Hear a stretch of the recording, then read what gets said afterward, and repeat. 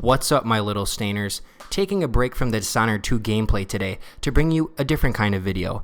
Now, I know most of you are familiar with the Occupy Democrats Facebook page, a page that, according to its own cover photo, supports the Occupy movement, President Obama, and the Democratic Party. In other words, it's a place for liberals, progressives, and Democrats to like, comment, and share on media that aligns with their political beliefs. A little less than a month ago, I saw a video shared by this page, a video entitled, What Everyone Who Voted for Trump Needs to Hear. So today, I thought we'd take a look at this video and listen to what the speaker, Tess Rafferty, has to say and respond a little bit. Now, before we get any further, let me just say that this is in no way an attack on the Democratic Party or anyone who is a Democrat. This is simply me offering my own criticism. Also, I'm in no way aligned to any political party, so I'll try to remain as unbiased as possible throughout this video. Without any further ado, let's get right into this. I am so damn tired of trying to see it from the other side. Right away, we are hit with Tess's main point, the argument she'll be trying to make throughout this video. She is tired of having to see things from the other side while her side's viewpoint is ignored. When this video was made, Donald Trump had just won the presidential election, and she is understandably upset. I would think that this video will be used as a platform for her to describe why she's upset and why her side feels the way that it does, in an attempt to bring both sides together and have some sort of mutual understanding. On its own, a really positive thing. So let's continue watching and see what it's like from Tess's side. If you voted for Trump, I am tired of trying to see things your way while you sit in your holier-than-thou churches / white power meetups, refusing to see things mine. Did I just lump you in with white supremacists? No, you did that to yourselves. You voted for the same candidate as the KKK. You voted for a candidate endorsed by the KKK. For the rest of your life, you have to know that you voted the same way as the KKK. Does that feel good to you? Here's a hint. It really shouldn't, especially if you call yourself a Christian. First of all, it is not as if Donald Trump has been the only president endorsed by the KKK. According to the Washington Post, both Republican presidents Calvin Coolidge and Ronald Reagan have both received public support from the KKK. So it seems as though her argument should be that a Republican Party candidate or people who identify as Republicans tend to engage in white supremacy rather than Trump voters, which is a completely different argument. Also, it is not as if Donald Trump has accepted these endorsements, and it's unfair to use the Klan's actions to label an entire group of people, and it's something that's easy to do to the other side. Do you guys remember The Big Short, a film that portrayed how big American banks sold subprime mortgages and CDOs to completely collapse the housing market while also causing a global financial crisis? If you look at Hillary's donors, half of the top 6 are big American banks that participated in these activities. Well, the housing market collapse happened almost 10 years ago, I hear you say. True, but it's been decades since the KKK has been anything close to relevant. Now, I'm not trying to argue which is worse, a housing market collapse or the KKK. I'm just trying to say it's easy to take one group's actions and smear an entire party because of it. And as a Christian, I don't know if I could vote for someone who was supported by businesses that led thousands of Americans to be homeless. Once again, I'm not trying to say which is worse, I'm just saying. Let me say it right here. If you voted for Trump, I do think you're a racist. I do think you're homophobic. I do think you're a misogynist. Racism and homophobia and misogyny are all a spectrum, and you're on it. These statements are completely irrational and harmful. There are so many different things that go into a person supporting a particular candidate, and she does not know the influences that drive someone to make their decision. Are there misogynists, racists, and homophobics that support Donald Trump? Of course. But does that mean it's okay to generalize the whole group based off the actions of a few? This video is validating people's thoughts that Trump supporters are evil. This video isn't like my video. My video will probably get hundreds of views at the best. This video that was shared by Occupy Democrats had 28 million views by the time I saw it, with thousands of positive comments and likes. That means thousands, potentially millions of people were validated in their opinions that Trump hates women and hates gay people. That is extremely irresponsible, and I don't think she actually believes her argument. If she did, she offers no evidence. By saying that racism, misogyny, and homophobia are a spectrum and that Trump supporters are on it isn't evidence. Like getting painted with the broad brush of racism? Now you know what it feels like when you get told that you want to rip a baby out of a mother's womb at 9 months, when that's not what happens. That's never what happens. Now we're thrown for a loop as she tries to tie abortion in with misogyny, homophobia, and racism. Let's really think about what she's saying. She's saying, don't like being called all the labels I just gave you? Now you know how it feels like when we're told that abortion takes place at 9 months and we're killing children, when in actuality, it occurs months earlier when the cells aren't fully developed. Now, how was she able to tie these things together? I think what she means in the latter part of her statement is that it is ignorant to say that abortion takes place at 9 months because it's not true. That's not how it works. And she's trying to tie that in to the earlier part of her statement by saying giving out these labels is ignorant. To call a group of people racist, misogynist, and homophobic is just as ignorant. Think about it. She is saying, you don't like being called all the labels I gave you? Well, that's just as ignorant as you saying abortion takes place at 9 months. She is invalidating her own statement, but I don't think people are viewing it that way. They are thinking that this is just another knock on Republicans' intelligence about abortion. Disagree with me if you want, but if you go back and re-watch that clip and really think about it, I think you will all come to the same conclusion that I came to. And don't come at me with how you just didn't like Hillary. This was bigger than Hillary. This wasn't your standard, I just want lower taxes and smaller government Republican. We had Germans warning us that this guy was scary. Okay. I didn't quite get that German part, but I thought it was kind of funny, and I thought I'd include it. If you guys have any idea what that's supposed to mean, please comment below. I'd love to know what she's talking about. Anyway, this is the part of the video where she says that we should have all banded together to not let Donald Trump into the office. This was bigger than Hillary. But couldn't the other side just say the same? This isn't a video about trying to bring people together. This is a video saying my side is better than your side. She is saying my ideas are better than your ideas. Couldn't the other side just as easily say this election is bigger than Donald Trump?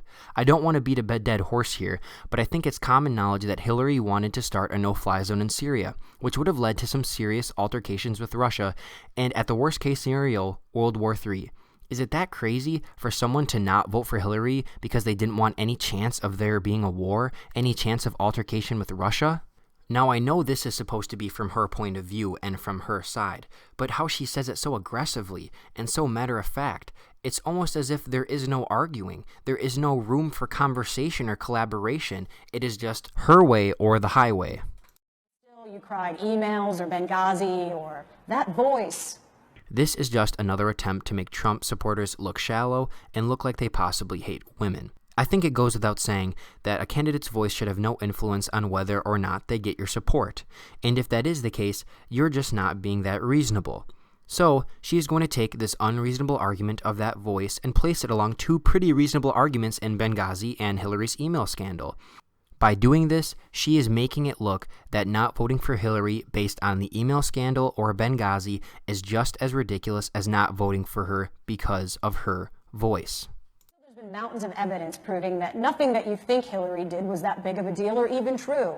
Some of the finest minds in the world have drawn you graphs and charts proving that no crimes were actually committed, and you were either too dumb or too willfully ignorant to care. Okay, but where are these mountains of evidence? Who are these intelligent people that are proving Hillary's innocence? Saying there is a ton of evidence isn't evidence. Saying that smart people are proving your point doesn't prove your point. We aren't given any leads to try to find this information on our own. We're not given a picture of these charts or graphs, an article, not even a name of one of the smart people that she says is proving Hillary's innocence. But she doesn't need to cite her sources, and she knows that. This video has almost 30 million views and was shared by a page with millions of likes.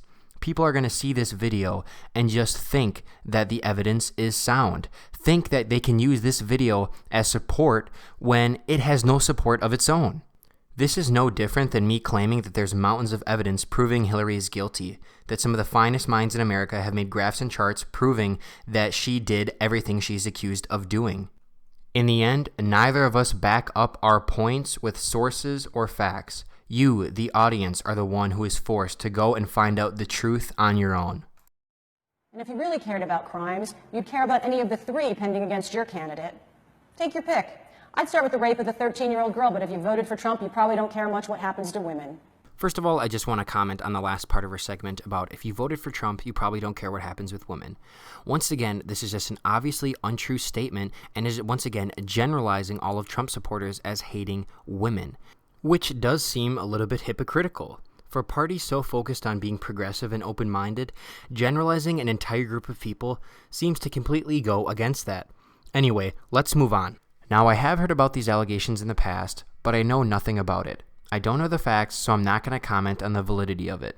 However, I am going to comment about the fact that she even brings this up in the first place. Wasn't her whole last point about how Republicans are using crimes that were probably not true just to make Hillary look bad? Now, once again, I'm not going to say whether these allegations are true or false, but still, she is stooping to the same level of the Republicans she is criticizing. She is actively participating in the behavior she is scrutinizing. And how can we, as the audience, trust someone who is so willing to dismiss investigations by the FBI and so willing to accept an allegation just because it makes Trump look awful? Finally, what are the other 2 crimes that Donald Trump is accused of? You're not going to find it in this video, and once again, you're going to have to search on your own if you want to find the answers. But hey, if you watch this video, you know that he's at least accused of 3 crimes. Doesn't matter anyway. She received so many death threats from your political peers that she dropped the charges. But ask me again why more women don't come forward. Now, I think this is a good point, but it isn't specific to Trump supporters. I think we've seen plenty of times in the past that sexual assault victims are shamed and are given death threats. An example is the girl who was sexually assaulted by Jameis Winston. So I think it's fair, and I'm glad she brought it up in this video. Originally, I wasn't going to include this next clip in the video, but I found something at the end that kind of blew my mind, so just pay attention to what she's saying, and I'll discuss afterwards. The truth is that for those of us on this side, there is no when all this is over. Things are just getting started. We think last Wednesday was bad. We don't know what bad is yet. This isn't something you get over. This is something you endure. We are going to face attacks on every right we fought the last 60 years to gain. The deck is so stacked against us, we may not win. The best we can hope for is gridlock. And that's just nationally. Internationally, who the fuck knows what this lunatic is going to do? And the scarier thought is that the only thing worse than this guy is the guy who's one angry tweet away from the presidency, Mike Pence, advocate for gay conversion therapy and mandatory funerals for fetuses. Now, did you see what she did at the end? She zoomed in on text saying that Mike Pence was an advocate for gay conversion therapy and for mandatory funeral from fetuses. She also did it when she brought up that voice. Now, what do you think this means? When I first watched it, I assumed that she had found this information from articles and she was just pointing out specific parts of articles, backing up her claims. However, if you look at the text surrounding the gay conversion therapy, funeral for fetuses, and that voice, you can see that the screenshot of the words isn't from an article, it isn't from any source, it's from her own script.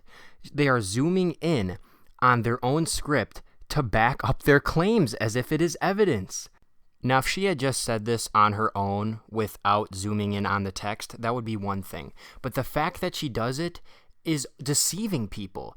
This wasn't an accident. She's actively trying to make it seem like everything she is saying is backed by facts when it is not. And if you don't believe me, here are the screenshots of what she said. And if you go back and watch the previous clip and listen to what she says, you'll know that this is her script. The words are in the exact order and they compare to what she was saying. Now, I can't say with 100% certainty that she included that text just to make it look like she got this evidence from outside sources. However, I think anyone would have an extremely hard time finding another plausible reason. However, if you can think of one, please comment below. Now's the time you might want to see things from my side. Because if we're all going to have to be friends after this, imagine me having to be polite and respect your vote to take away my rights and freedoms and those of my friends while we fight desperately to try to hang on to them. Because that is what you did. First of all, what rights and freedoms have been taken away from her and her friends? Throughout this video, she has been talking about the issues she has with Trump supporters and Trump himself, but not once has she made it apparent that any of her rights were taken away. And then once again, she brings up her call to action, which is to see things from her side. However, how can the other party? By being condescending, judgmental, and labeling the other side, it makes it almost impossible to try to see things her way. It seems as though she doesn't actually want the other side to come together with her side and create some sort of a mutual understanding, but rather she just wants to make this video to hate on the other side. This video is hateful rhetoric masking itself as support. which is kind of what Occupy Democrats is in itself. It is a page that, while it says is devoted to support, is really devoted to hating on the other side, making Trump and his supporters look as awful as possible, but masking itself as saying it's a place where people can come together and support a single cause. Which brings me to my ultimate point. What really is the purpose of this video? I understand that when people are angry, they need to let off steam, but doing it in this fashion is extremely harmful. What benefit does this have? It seems as though its only purpose is to alienate both sides from each other, to validate Democrats' opinions that all Trump supporters are evil, and to make Trump supporters hate Democrats because they think that all Trump supporters are stupid. And that is why this video and Occupy Democrats is harmful.